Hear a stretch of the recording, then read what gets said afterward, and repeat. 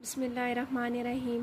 अस्सलाम वालेकुम बच्चों, आज हमने नंबर थ्री का लेक्चर नंबर 5 डिस्कस करना है। हमारा टॉपिक जो चल रहा था वो क्या था, टाउ ऑफ एन और सिग्मा ऑफ एन फंक्शन को हमने डिटेल में सीखा था कि ये फंक्शंस क्या होते हैं और इनको फाइंड आउट करने का फार्मूला क्या है। अब उस फार्मूले को हमने अप्लाई कैसे करना है।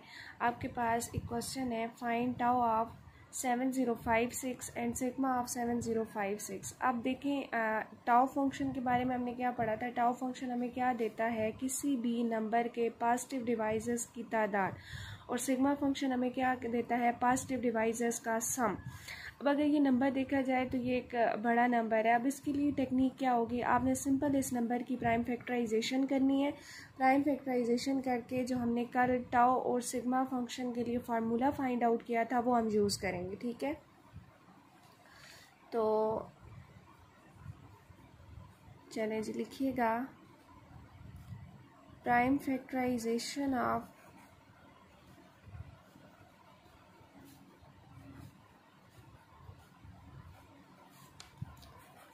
Seven zero five six is, अच्छा जी, आप 7056 की आप प्राइम फैक्टराइजेशन करेंगे। वो क्या है, आपके पास 2 की पावर 4 मल्टीप्लाई बाय 3 स्क्वायर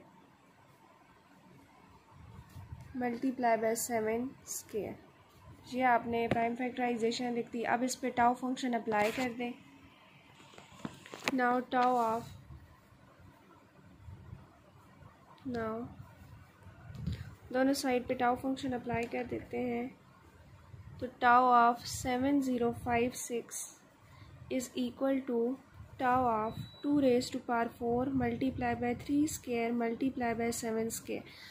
कल हमने जो फार्मूला ड्राइव किया था उसमें क्या था कि आपने क्या करना था, एक्सपोनेंट्स में 1 को ऐड करना था और फिर उन सब को आपस में मल्टीप्लाई कर देना था, तो आपके पास टाउ फंक्शन फाइंड आउट हो जाएगा। तो हम यहाँ पे क्या करेंगे, यहाँ पे अगर देखें तो पहला जो प्राइम नंबर है वो 2 है और उसका एक्सपोनेंट 4 है, तो 4 में क्या करेंगे, 1 को ऐड कर देंगे। अब जो अगला प्राइम नंबर है वो 3 है और उसका जो एक्सपोनेंट है वो 2 है, तो आप क्या करेंगे, 2 पे 1 को ऐड कर देंगे। नेक्स्ट जो प्राइम नंबर है वो 7 है और उसका एक्सपोनेंट क्या है, 2, तो आप क्या करें, 2 में 1 को ऐड कर दें। 4 + 1 क्या आ जाएगा, 5, 2 + 1 क्या आ जाएगा, 3, 2 + 1 3, तो 5 3 ज़ा 15, 15 मल्टीप्लाई बाय 3, तो आपके पास आंसर क्या आ जाएगा, 45। तो ये आपके पास आ गया टाउ ऑफ 7056। अब हम फाइंड आउट करेंगे सिग्मा ऑफ 7056। दोनों साइड पे आप क्या करेंगे, सिग्मा फंक्शन अप्लाई करेंगे जो आपका गिवन नंबर है उसके लिए। तो अब यहाँ इसके लिए भी आपने कल फार्मूला पढ़ा था। क्या करना था, आपने जो प्राइम नंबर है उसकी पावर में एक्सपोनेंट में उसकी पावर जो भी थी उसमें 1 को ऐड करना था, -1 divided by that prime number -1। ठीक है, और उन सारे जितने प्राइम नंबर्स होंगे फिर उस लिहाज से आपका फार्मूला जो है वो बनता जाएगा। तो यहाँ पे क्या आ जाएगा, 2 रेज़ टू पावर, अब इसकी जो पावर है वो क्या है, 4 है, तो आप क्या करेंगे, 4 में 1 को ऐड कर देंगे। -1 डिवाइडेड बाय प्राइम नंबर -1। बिल्कुल इसी तरीके से यहाँ पे भी आ जाएगा 3 की पावर 2 + 1 -1 डिवाइडेड बाय 3 -1। यहाँ पे भी आ जाएगा 7 raise to power 2 + 1 -1 divided by 7 -1। तो ये आ जाएगा 2 की पावर 5 -1 डिवाइडेड बाय 1। यहाँ पे आ जाएगा 3 की पावर 3 -1 डिवाइडेड बाय 2। यहाँ पे आ जाएगा 7 की पावर 3 -1 डिवाइडेड बाय 7 -1, क्या आ जाएगा, 6 आ जाएगा। तो 2 की पावर 5 होती है जी आपके पास 32 -1। 3 की पावर 3 आपके पास होती है 27। 27 में से 1 को माइनस करेंगे 26 डिवाइडेड बाय 2। 7 की पावर 3 जो है वो 343 होती है, उसमें से आप 1 को माइनस करेंगे तो 342 डिवाइडेड बाय 6। तो इस पूरे को जब आप सॉल्व करेंगे 32 - 1 ये 31 आ जाएगा।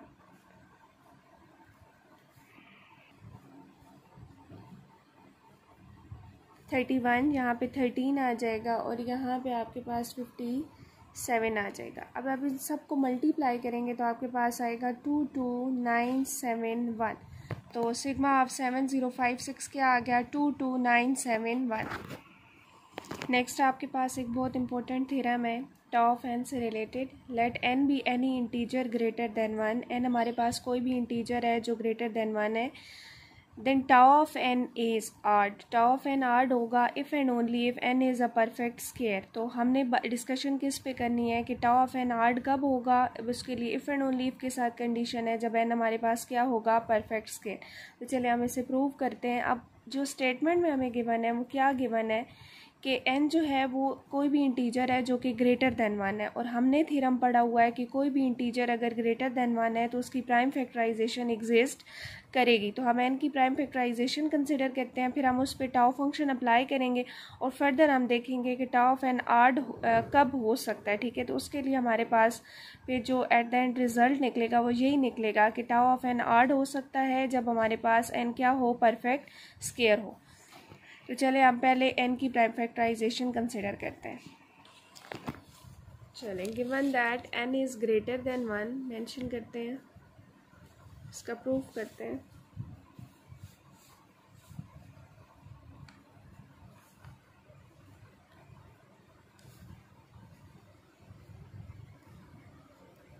Given that n greater than 1 then by, आपने एक बहुत इंपॉर्टेंट थ्योरम पढ़ा हुआ है, then by fundamental theorem of arithmetic, FTA भी जिसे शॉर्ट नोटेशन में लिखते हैं। फंडामेंटल थ्योरम ऑफ अरिथमेटिक क्या कहता है कि n की प्राइम फैक्टराइजेशन एग्जिस्ट करेगी। हम n की प्राइम फैक्टराइजेशन कंसिडर कर लेते हैं। हमारे पास n क्या आ जाएगा? P1 raise to power K1, P2 raise to power K2 up to so on PR raise to power KR। अब हम इस पे टाउ फंक्शन अप्लाई करते हैं, ठीक है, ताकि हम बता सकें कि हमारे पास टॉ ऑफ एन आर्ड कब हो सकता है। यहाँ पे एक और चीज़ आप बता दें, प्राइम फैक्टराइजेशन जब भी ली जाती है उसमें जितने भी जो प्राइम नंबर्स होते हैं वो डिस्टिंक्ट होते हैं और उनके जो एक्सपोनेंट होते हैं वो greater than or equal to 1 होते हैं। Where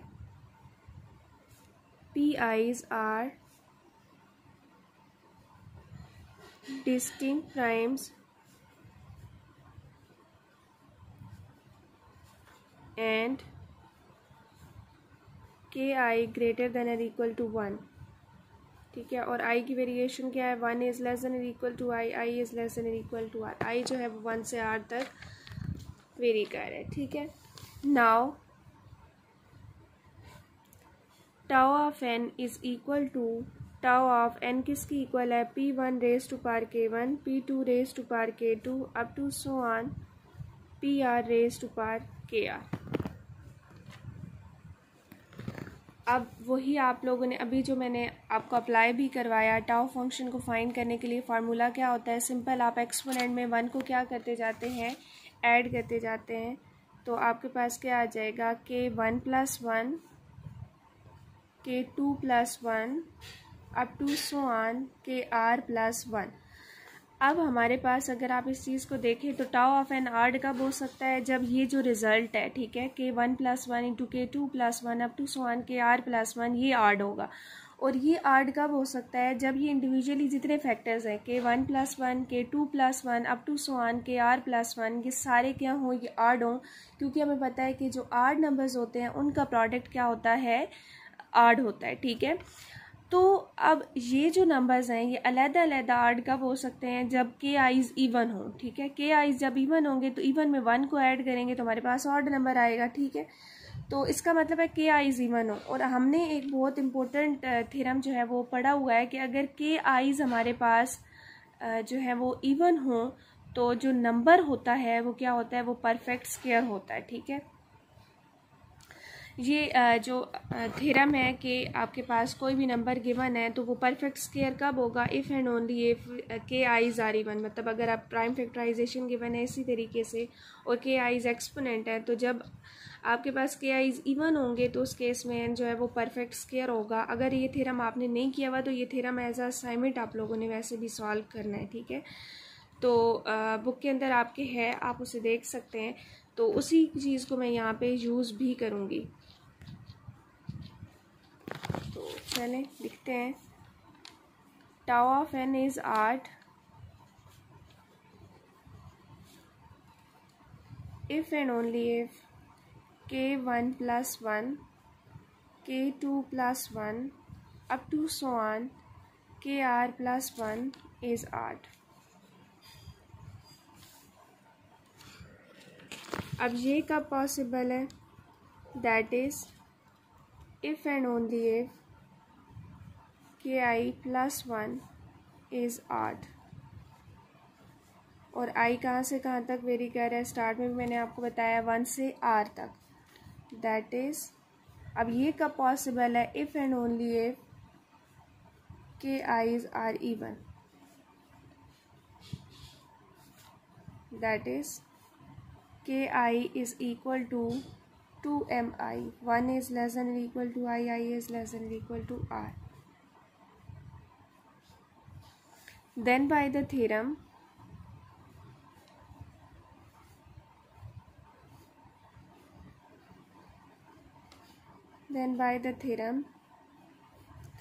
n is equal to product I is equal to 1 to r pi raised to power ki is. कोई भी नंबर है जिसकी प्राइम फैक्टराइजेशन गिवन है, वो नंबर क्या होगा? वो परफेक्ट स्क्वायर होगा. Is a perfect square if and only if k i's are even. This implies tau of n is odd if and only if n is a perfect square as required. अब यहाँ से है ना कि eyes even होने चाहिए. वो कब हो सकता है? If and only if n perfect square हो. तो वहाँ से आपके पास क्या आ जाएगा?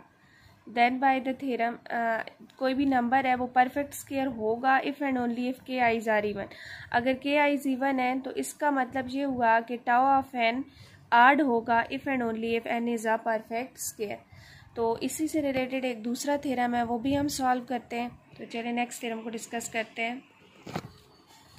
नेक्स्ट हमारे थ्योरम की स्टेटमेंट है sigma of n is odd if and only if n is a perfect square or twice a perfect square. Sigma of n odd होगा if and only if n आपके पास perfect square हो या फिर perfect square का double हो. ठीक है, तो वही वाली कंसिडरेशन है. आप क्या लेंगे कि एन ग्रेटर देन 1 है तो फिर फंडामेंटल थ्योरम ऑफ अरिथमेटिक के अकॉर्डिंग एन की हम प्राइम फैक्टराइजेशन कंसिडर कर सकते हैं. फिर आप उस पर सिग्मा फंक्शन अप्लाई कर देंगे. Given that n is greater than 1, then by fundamental theorem of arithmetic n is equal to p1 raised to power k1, p2 raised to power k2 up to so on pr raised to power kr. तो sigma of n, अब दोनों side पे sigma function apply कर दें. Sigma of p1 raise to power k1, p2 raise to power k2 up to so on pr raise to power kr. अब sigma function के लिए हमने फार्मूला जो कल पढ़ा है उसको अप्लाई करेंगे. तो उसमें क्या करते हैं, p1 जो भी प्राइम नंबर होता है उसके एक्सपोनेंट में 1 को ऐड करते हैं, -1 डिवाइडेड बाय p1 -1. इसी तरीके से यहाँ पे भी आ जाएगा p2 raise to power k2 plus 1 -1 divided by p2 -1 up to so on pr raise to power kr plus 1 -1 divided by pr -1. तो ये हमने फार्मूला पुट कर दिया. अब इस थ्योरम को प्रूव करने के लिए हम उसकी वही, क्योंकि ये देखें ज्योमेट्रिक सीरीज़ आप लोगों को याद होगा हमने जब थ्योरम प्रूव किया था तो ज्योमेट्रिक सीरीज़ का जो सम था वो ये निकलता था. तो हम इसे ज्योमेट्रिक सीरीज़ की फॉर्म में लिख देते हैं. ठीक है, ये सम की फॉर्म में लिखा हुआ है, हम इसे ज्योमेट्रिक सीरीज़ की फॉर्म में लिख देते हैं ताकि हम सिग्मा ऑफ एन के आर्ड होने पे डिस्कशन कर सकें. तो ज्योमेट्रिक सीरीज़ की फॉर्म में लिखेंगे तो इसे क्या लिखेंगे, 1 plus p1 square plus up to so on p1 raise to power k1. इसी तरीके से इसे क्या लिखेंगे, 1 plus p2 square plus up to so on p2 raise to power k2 up to so on last वाले को 1 plus pr square plus up to so on pr raise to power kr.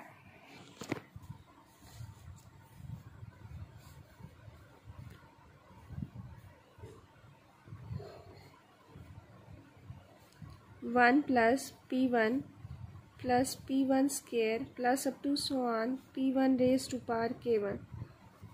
इसी तरीके से second वाले को 1 plus P2 plus up to so on P2 raise to power K2। 1 plus P3 plus up to so on P3 raise to power K3 up to so on 1 plus PR plus PR square plus up to so on plus PR raise to power KR। अब sigma of n जो है वो आपके पास आड कब होगा, जब ये product पूरा आड होगा। ये प्रोडक्ट आड कब हो सकता है, अब इस पे दो तरह की डिस्कशन है, वो हम लिखते हैं। तो चले जी मेंशन करते हैं, sigma of n is odd if and only if 1 plus P1 plus P1 square plus up to so on P1 raise to power K1। मतलब ये जो प्रोडक्ट है ये रिज़ल्ट में आपको क्या दे, एक आड नंबर दे, तो फिर सिग्मा ऑफ एन आड होगा। अब ये जो प्रोडक्ट है ये आपको आड नंबर कब देगा, जब इंडिविजुअली ये फैक्टर्स क्या हों, ये आड हो। मतलब 1 plus P1 square plus up to so on P1 raise to power K1 हर फैक्टर, ठीक है। जिस तरह मैंने एक फैक्टर बोला, इस तरह ये हर फैक्टर अगर आड होगा तो आड नंबर्स का जो प्रोडक्ट है वो हमारे पास आड होगा। That is if and only if 1 plus Pi plus Pi square plus up to so on Pi raised to power Ki is odd, ठीक है। और यहाँ पे जो I है वो 1 से 8 तक वेरी कर है। अब ये कब पॉसिबल है, that is if and only if all PIs are odd, जब सारे PIs odd हों and KIs are even, जब तमाम जो PIs हैं वो क्या हों, वो odd हों।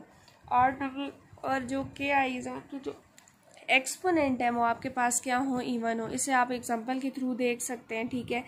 आप KIs को इवन लेंगे और PIs को ऑड लेंगे, वो KIs इवन आ जाएंगे तो वो n परफेक्ट स्क्वायर वाली कंडीशन फुलफिल हो जाएगी। या फिर दूसरी पॉसिबिलिटी है or if and only if 1 of PI is 2, एक जो हो वो 2 हो एंड KIs आर इवन। अब इसमें ट्वाइस अ परफेक्ट स्क्वायर वाली कंडीशन भी आ जाएगी। केस नंबर 1 को देखते हैं। केस नंबर 1 क्या है, केस नंबर 1 में हमने ये कहा कि जब तमाम PIs क्या हो, आड हो, when all PIs are odd and KIs are even. जब हमारे पास तमाम PIs क्या हों, आड हों और KIs क्या हों, इवन हों, तो फिर क्या सिचुएशन बनेगी, लेट हमारे पास जो KI है वो क्या है 2MI, 1 इज़ लेस देन और equal to I is less than. फिर एक तो ये कि आप थ्योरम का हवाला दे सकते हैं या फिर आप सॉल्व करके बता सकते हैं। Now N is equal to P1 raise to power K1 P2 raise to power K2 up to so on PR raise to power KR। तो अब इसमें आप वैल्यूज़ पुट कर दें, P1 raise to power 2M1 P2 raise to power 2M2 up to so on PR raise to power 2MR। आप इसको ऐसे लिख सकते हैं ना, P1 raise to power M1 P2 raise to power M2 up to so on PR raise to power MR और ऊपर इसको होल स्क्वायर। तो यहाँ से आपके पास देखें n क्या आ गया, एक परफेक्ट स्क्वायर आ गया जब आपने तमाम PIs को आड लिया और KIs को इवन ले लिया। इसका मतलब है सिग्मा ऑफ n जो है वो आड होगा if and only if n is a perfect square.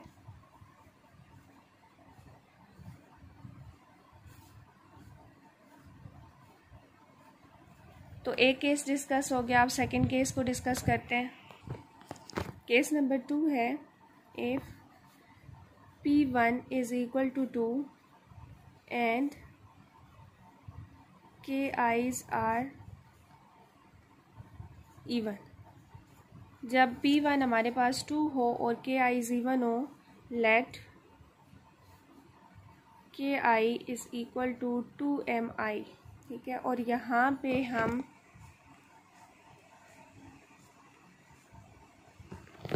जो आई है उसको ले रहे हैं हम 1 is less than equal to i is less than equal to r. Now n क्या हो जाएगा, P1 raise to power K1, P2 raise to power K2 up to so on PR raise to power KR।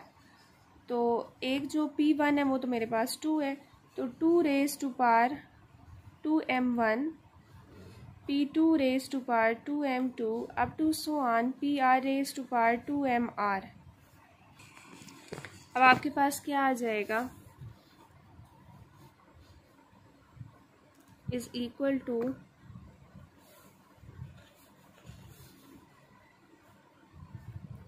2 raise to power 2m1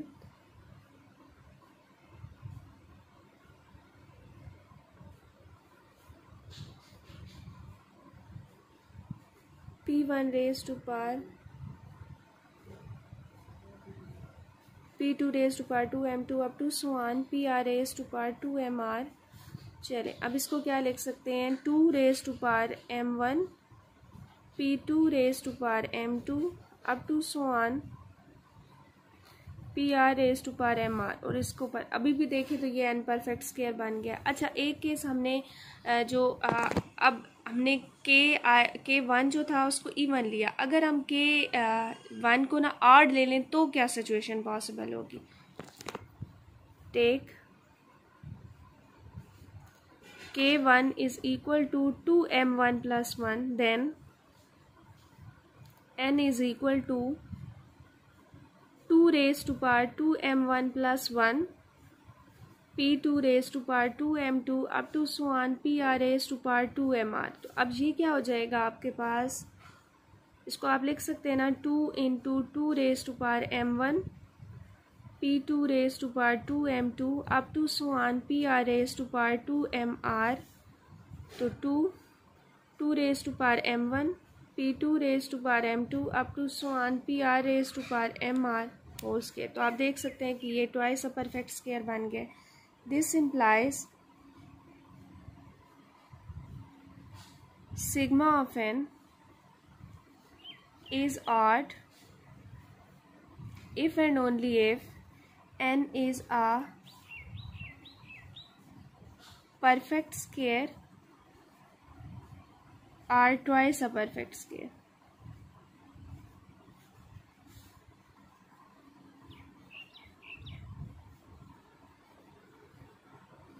as required।